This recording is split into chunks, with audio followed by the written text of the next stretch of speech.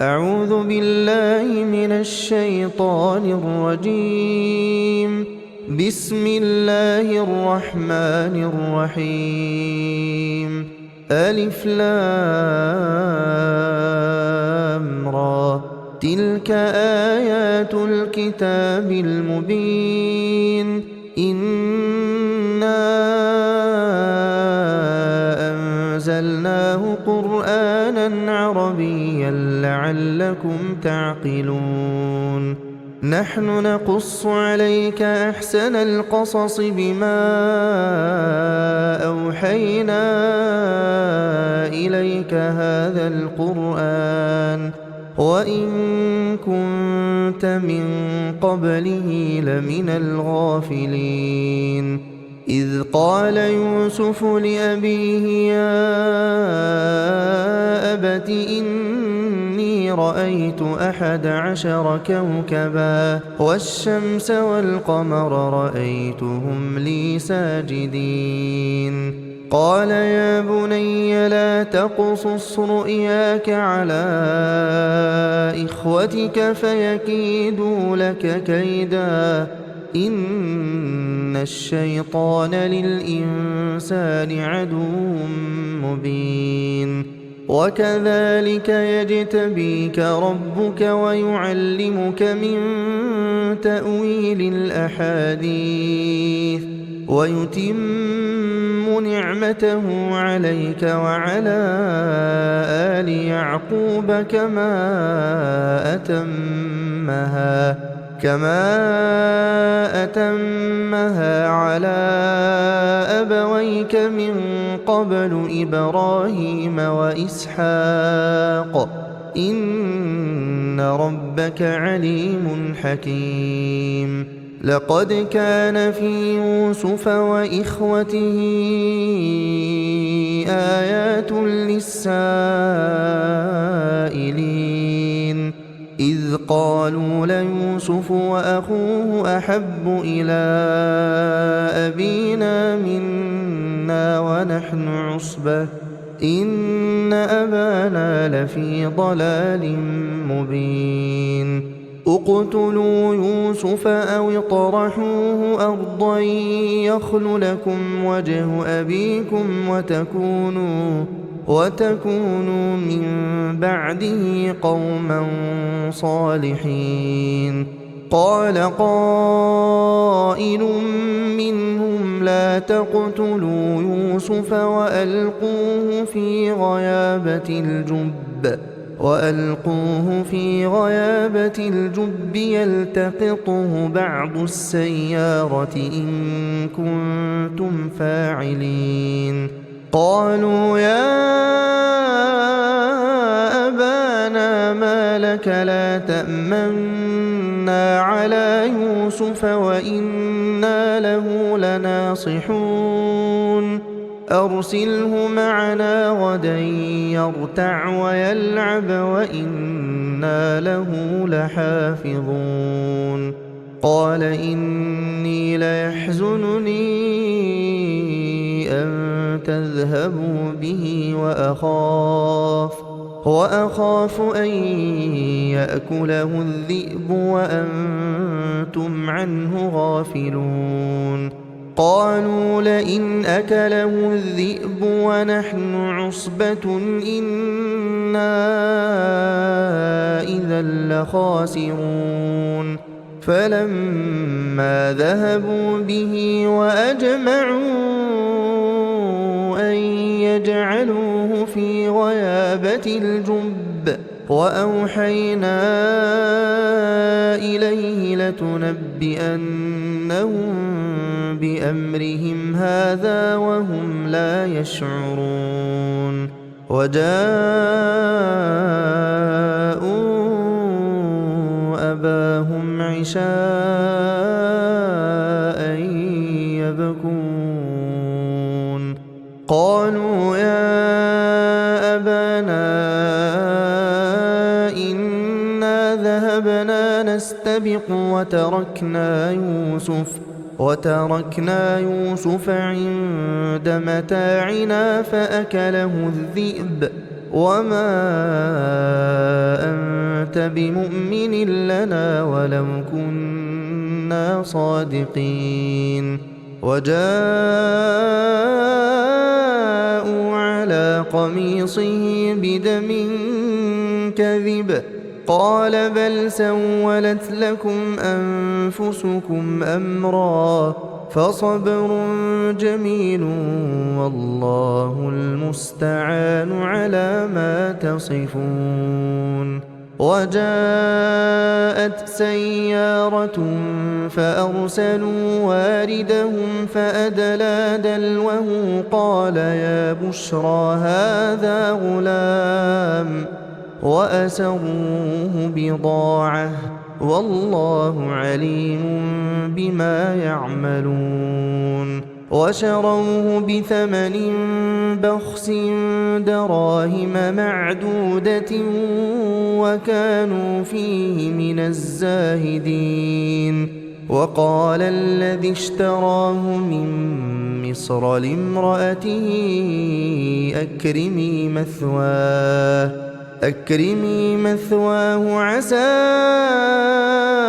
أن ينفعنا أو نتخذه ولدا وكذلك مكنا ليوسف في الأرض ولنعلمه من تأويل الأحاديث والله غالب على أمره ولكن أكثر الناس لا يعلمون ولما بلغ أشده آتيناه حكما وعلما وكذلك نجزي المحسنين وراودته التي هو في بيتها عن نفسه وغلقت الأبواب وقالت هيت لك قال معاذ الله إنه ربي أحسن مثواي إنه لا يفلح الظالمون ولقد همت به وهم بها لولا أن رأى برهان ربه كذلك لنصرف عنه السوء والفحشاء إنه من عبادنا المخلصين واستبق الباب وقدت قميصه من دبر وألف يا سيدها لدى الباب قالت ما جزاء من أراد بأهلك سوءا إلا أن يسجن أو عذاب أليم قال هي راودتني عن نفسي وشهد شاهد من أهلها إن كان قميصه قد من قبل فصدقت وهو من الكاذبين وإن كان قميصه قد من دبر فكذبت وهو من الصادقين فلما رأى قميصه قد من دبر قال إنه من كيدكن إن كيدكن عظيم يوسف أعرض عن هذا واستغفري لذنبك إنك كنت من الخاطئين وقال نسوة في المدينة امرأة العزيز تراود فتاها عن نفسه قد شغفها حبا إنا لنراها في ضلال مبين فلما سمعت بمكرهن أرسلت إليهن وأعتدت لهن متكئا وآتت كل واحدة منهن سكينا وقالت اخرج عليهن فلما رأينه أكبرنه وقطعن أيديهن وقلن حاش لله ما هذا بشرا إن هذا إلا ملك كريم. قالت فذلكن الذي لمتنني فيه ولقد راودته عن نفسه فاستعصم ولئن لم يفعل ما آمره ليسجنن وليكون من الصاغرين. قال رب السجن أحب إلي مما يدعونني إليه وإلا تصرف عني كيدهن أصب إليهن وأكن من الجاهلين. فاستجاب له ربه فصرف عنه كيدهن إنه هو السميع العليم. ثم بدا لهم من بعد ما رأوا الآيات ليسجننه حتى حين. ودخل معه السجن فتيان قال أحدهما إني أراني أعصر خمرا وقال الآخر إني أراني أحمل فوق رأسي خبزا تأكل الطير منه نبئنا بتأويله إنا نراك من المحسنين. قال لا يأتيكما طعام ترزقانه إلا نبأتكما بتأويله قبل أن يأتيكما ذلكما مما علمني ربي إني تركت ملة قوم لا يؤمنون بالله وهم بالآخرة هم كافرون واتبعت ملة آبائي إبراهيم وإسحاق ويعقوب ما كان لنا أن نشرك بالله من شيء ذلك من فضل الله علينا وعلى الناس ولكن أكثر الناس لا يشكرون. يا صاحبي السجن أأرباب متفرقون خير أم الله الواحد القهار ما تعبدون من دونه إلا أسماء سميتموها أنتم وآباؤكم ما أنزل الله بها من سلطان إن الحكم إلا لله أمر ألا تعبدوا إلا إياه ذلك الدين القيم ولكن أكثر الناس لا يعلمون. يا صاحبي السجن أما أحدكما فيسقي ربه خمرا وأما الآخر فيصلب فتأكل الطير من رأسه قضي الأمر الذي فيه تستفتيان. وقال للذي ظن أنه ناج منهما اذكرني عند ربك فأنساه الشيطان ذكر ربه فلبث في السجن 10 سنين. وقال الملك إني أرى 7 بقرات سمان يأكلهن 7 عجاف وسبع سنبلات خضر وأخر يابسات. يا أيها الملأ أفتوني في رؤياي إن كنتم للرؤيا تعبرون. قالوا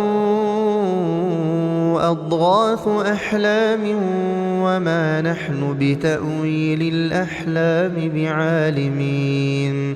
وقال الذي نجا منهما وادكر بعد أمة أنا أنبئكم بتأويله فأرسلون. يوسف أيها الصديق أفتنا في 7 بقرات سمان يأكلهن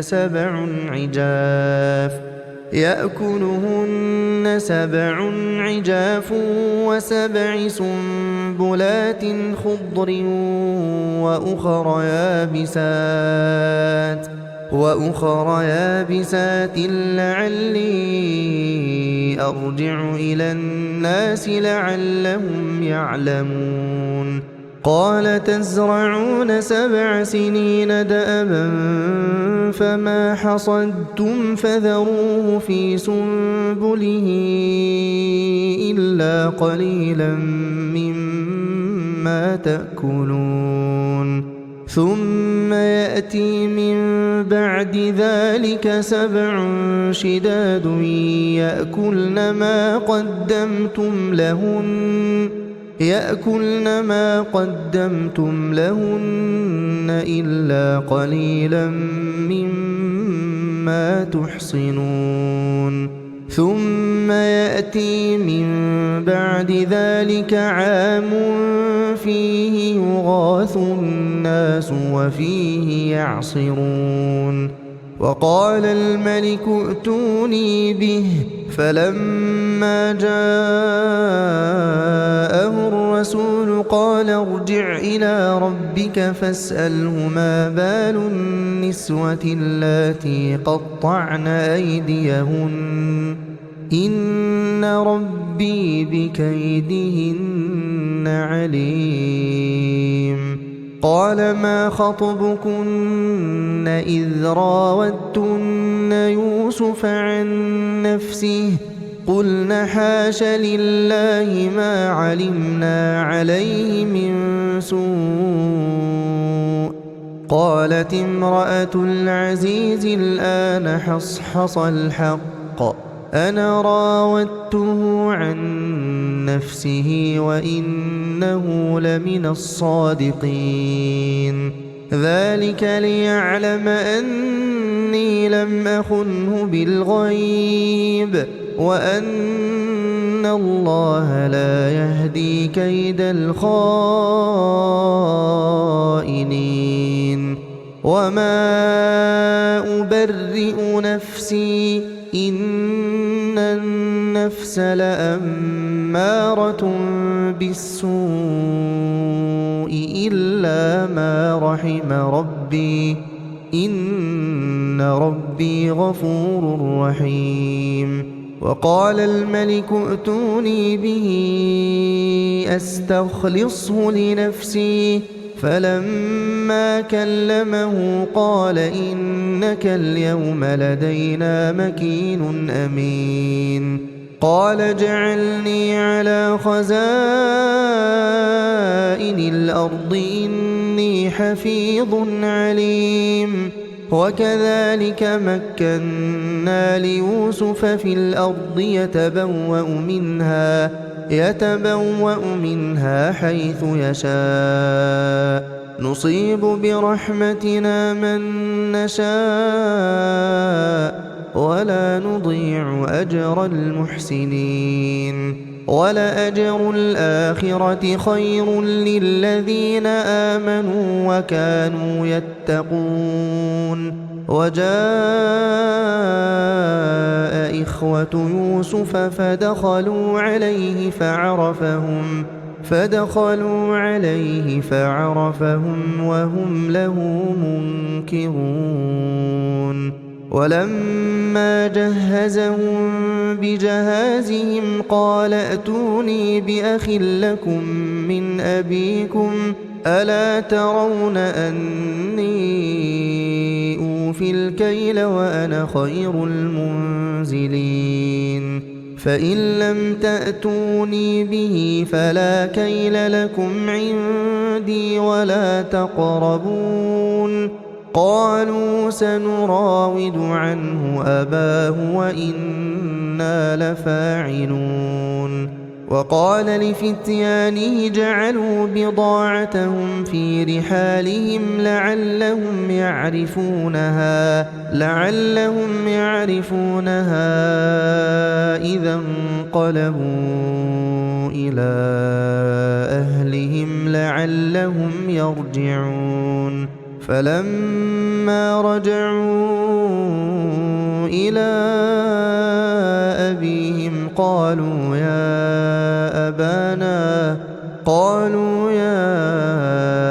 أبانا منع منا الكيل فأرسل معنا أخانا نكتل وإنا له لحافظون. قال هل آمنكم عليه إلا كما أمنتكم على أخيه من قبل فالله خير حافظا وهو أرحم الراحمين. ولما فتحوا متاعهم وجدوا بضاعتهم ردت إليهم قالوا يا أبانا ما نبغي هذه بضاعتنا ردت إلينا ونمير أهلنا ونحفظ أخانا ونزداد كيل بعير ذلك كيل يسير. قال لن أرسله معكم حتى تؤتون موثقا من الله لتأتونني به إلا أن يحاط بكم. فلما آتوه موثقهم قال الله على ما نقول وكيل. وقال يا بني لا تدخلوا من باب واحد وادخلوا من أبواب متفرقة وما أغني عنكم من الله من شيء إن الحكم إلا لله عليه توكلت وعليه فليتوكل المتوكلون. ولما دخلوا من حيث أمرهم أبوهم ما كان يغني عنهم من الله من شيء إلا حاجة في نفس يعقوب قضاها وإنه لذو علم لما علمناه ولكن أكثر الناس لا يعلمون.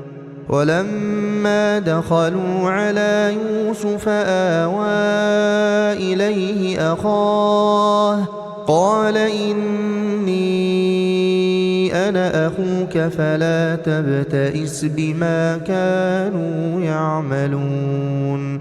فلما جهزهم بجهازهم جعل السقاية في رحل أخيه ثم أذن مؤذن أيتها العير إنكم لسارقون. قالوا وأقبلوا عليهم ماذا تفقدون قالوا نفقد صواع الملك ولمن جاء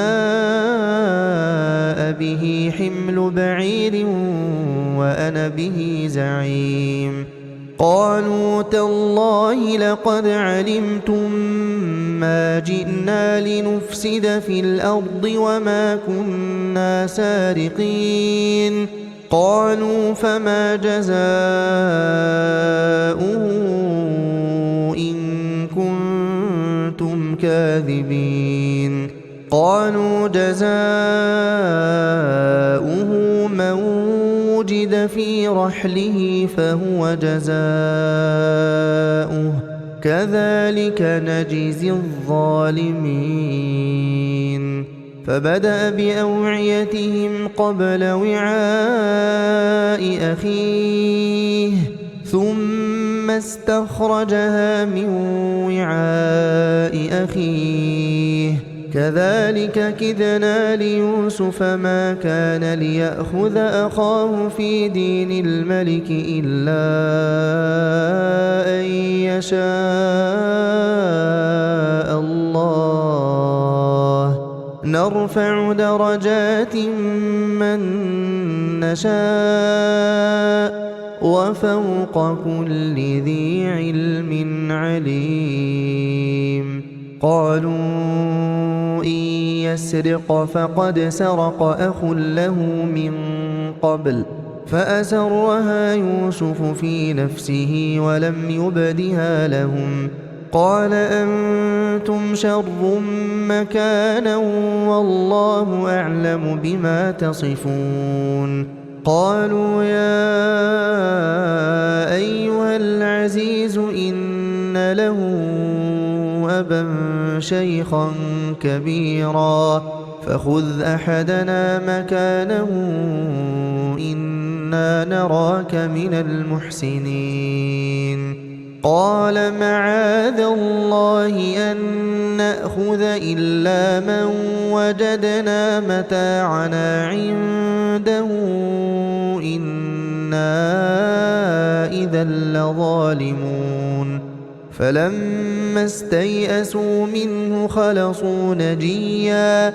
قال كبيرهم ألم تعلموا أن أباكم قد أخذ عليكم موثقا من الله ومن قبل ما فرطتم في يوسف فلن أبرح الأرض حتى يأذن لي أبي أو يحكم الله لي وهو خير الحاكمين.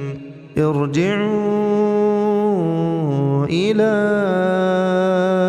أبيكم فقولوا يا أبانا إن ابنك سرق وما شهدنا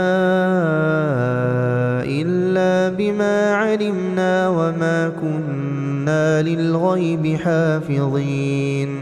واسأل القرية التي كنا فيها والعير التي أقبلنا فيها وإنا لصادقون.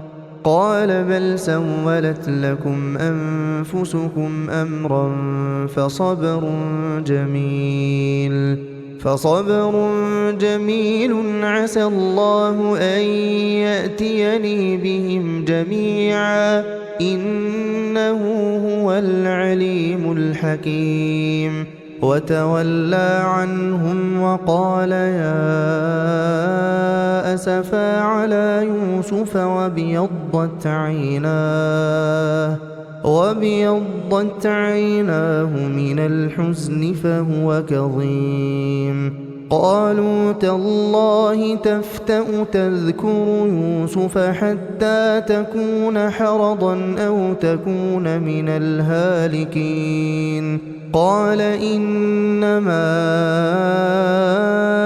أشكو بثي وحزني إلى الله وأعلم من الله ما لا تعلمون. يا بني يذهبوا فتحسسوا من يوسف وأخيه ولا تيأسوا من روح الله إنه لا ييأس من روح الله إلا القوم الكافرون فلما دخلوا عليه قالوا يا أيها العزيز مسنا وأهلنا الضر وجئنا ببضاعة مزجاة فأوف لنا الكيل وتصدق علينا إن الله يجزي المتصدقين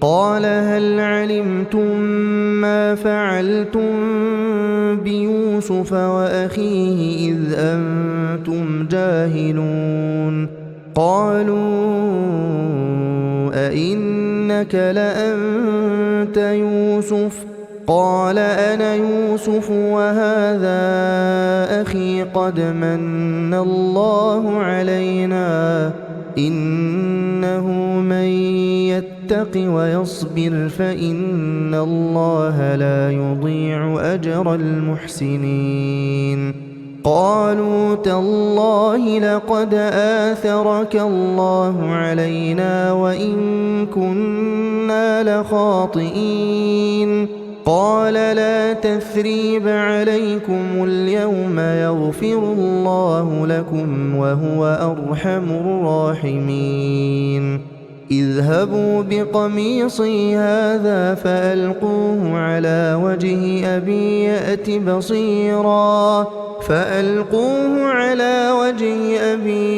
بصيرا وأتوني بأهلكم أجمعين ولما فصلت العير قال أبوهم إني لأجد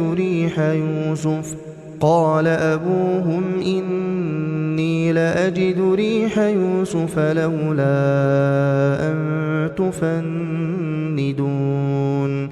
قالوا تالله إنك لفي ضلالك القديم فلما أن جاء البشير ألقاه على وجهه فارتد بصيرا قال ألم أقل لكم إني أعلم من الله ما لا تعلمون قالوا يا أبانا استغفر لنا ذنوبنا إنا كنا خاطئين قال سوف أستغفر لكم ربي إنه هو الغفور الرحيم فلما دخلوا على يوسف آوى إليه أبويه وقال ادخلوا مصر إن شاء الله آمنين ورفع أبويه على العرش وخروا له سجدا وقال يا أبت هذا تأويل رؤياي من قبل قد جعلها ربي حقا وقد أحسن بي إذ أخرجني من السجن وجاء بكم من البدو من بعد أن نزغ الشيطان بيني وبين إخوتي إن ربي لطيف لما يشاء إنه هو العليم الحكيم رب قد آتيتني من الملك وعلمتني من تأويل الأحاديث فاطر السماوات والأرض أنت ولي في الدنيا والآخرة توفني مسلما وألحقني بالصالحين ذلك من أنباء الغيب نوحيه إليك وما كنت لديهم إذ أجمعوا أمرهم وهم يمكرون وما أكثر الناس ولو حرصت بمؤمنين وما تسألهم عليه من أجر إن هو إلا ذكر للعالمين وكأين من آية في السماوات والأرض يمرون عليها وهم عنها معرضون وما يؤمن أكثرهم بالله إلا وهم مشركون أفأمنوا أن تأتيهم غاشية من عذاب الله أو تأتيهم الساعة بغتة وهم لا يشعرون قل هذه سبيلي أدعو إلى الله على بصيرة أنا ومن اتبعني وسبحان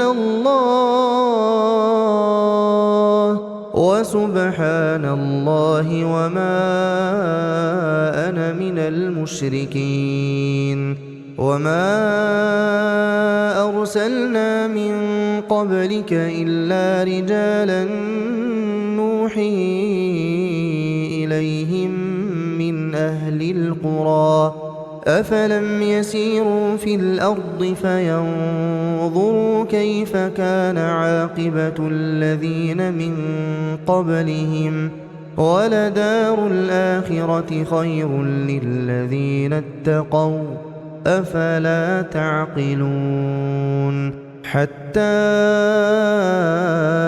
إذا استيأس الرسل وظنوا أنهم قد كذبوا جاءهم نصرنا فنجي من نشاء